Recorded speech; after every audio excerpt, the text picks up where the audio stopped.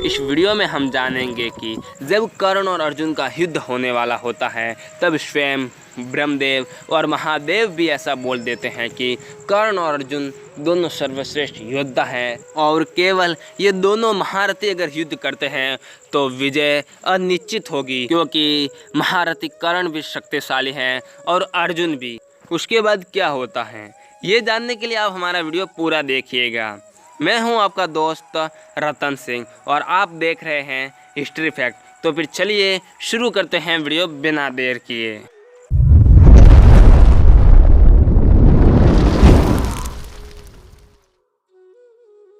संजय कहते हैं, राजन, ब्रह्म ऋषियों तथा प्रजापतियों के साथ ब्रह्मा और महादेव भी दिव्य विमान पर स्थित हो उस प्रदेश में आए। उन दोनों महामनस्वी वीर कर्ण और अर्जुन को एकत्र हुआ देख उस समय इंद्र बोल उठे, अर्जुन कर्ण पर विजय प्राप्त करे।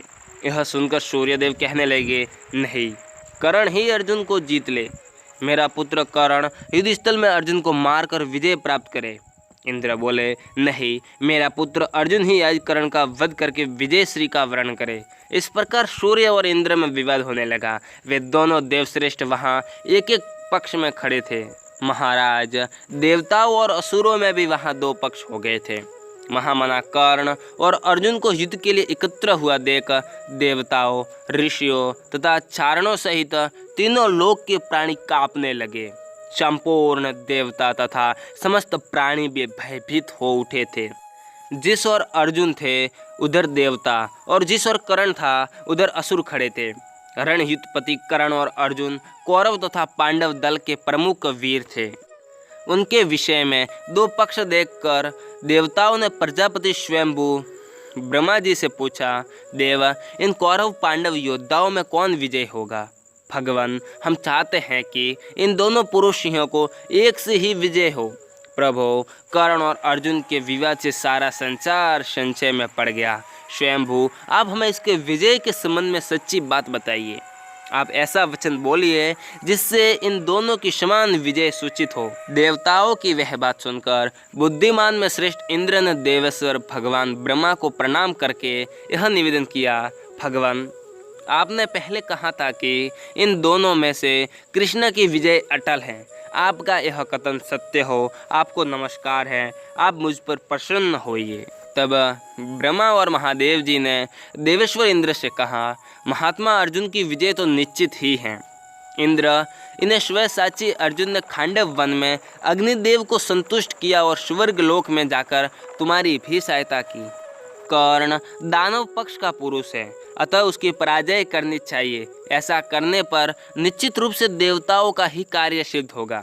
देवेश्वर, अपना कार्य सभी के लिए गुरुतर होता है।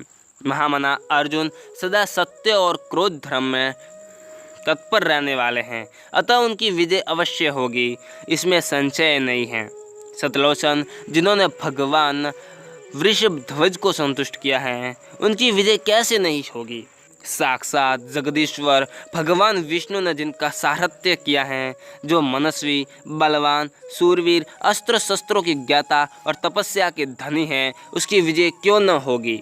सर्वगुण संपन्न महातेजस्वी कुंती कुमार अर्जुन संपूर्ण धनुर्वेद को धारण करते हैं, अतः उनकी विजय होगी ही, क्योंकि यह देवताओं का ही कार्य है। पांडव वनवास आदि के द्वारा सदा महान कष्ट उठाते आए हैं।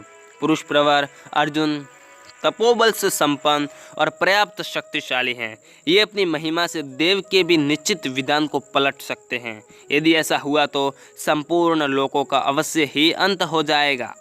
श्री कृष्ण और अर्जुन के कुपित होने पर यह संसार कहीं टिक नहीं सकता। पुरुष प्रवर श्री कृष्ण और अर्जुन ही निरंतर जगत की सृष्टि करते हैं। ये ही प्राचीन ऋषि श्रेष्ठ नर और नारायण हैं। इन पर किसी का शासन नहीं चलता, यही सबके नियंता है। अतः यह शत्रुओं को संताप देने में समर्थ है। देवलोक अथवा मनुष्य लोक में कोई भी इन दोनों की समानता करने वाला नहीं है। देवता, ऋषि और चारणों के साथ तीनों लोक, समस्त देवगण और संपूर्ण भूत इनके ही नियंत्रण में रहने वाले हैं। इन्हीं के प्रभाव से संपूर्ण जगत अपने कर्मों में प्रवृत्त होता है। शूरवीर पुरुष प्रवर व्याकर्तन कर्ण श्रेष्ठ लोक प्राप्त करे, परंतु विजय तो श्री कृष्ण और अर्जुन की ही हो। कर्ण और द्रोणाचार्य और भीष्म जी के साथ वसु तथा मृत गणों के लोक में जाए अथवा स्वर्ग लोक ही प्राप्त करे। देवादिदेव ब्रह्मा और महादेव जी के ऐसा कहने पर इंद्र ने संपूर्ण प्राणियों को बुलाकर उन दोनों की आज्ञा सुनाई। वे बोले, हमारे पूज्य प्रभुओं ने संसार के हित के लिए जो कुछ कहा है वह सब तुम लोगों ने सुन ही लिया होगा, वह वैसे ही होगा, उसके विपरीत होना असंभव है। अतः निश्चित हो जाओ। माननीय नरेश, इंद्र का वचन सुनकर समस्त प्राणी विस्मित हो गए और हर्ष में भरकर श्री कृष्ण और अर्जुन की प्रशंसा करने लगे। साथ ही उन दोनों के ऊपर उन्होंने दिव्य सुगंधित फूलों की वर्षा की। देवताओं ने नाना प्रकार के दिव्य बाजे बजाने आरंभ कर दिए। आज के वीडियो में इतना है ही। अगर आपको वीडियो पसंद आया हो तो लाइक, शेयर और कमेंट करना ना भूलें। और अभी तक आपने अगर हमारे चैनल को सब्सक्राइब नहीं किया तो सब्सक्राइब कर लें और पास में आए बेल आइकन को भी दबा दें ताकि आने वाले वीडियो की नोटिफिकेशन आपके पास सबसे पहले पहुंच जाए।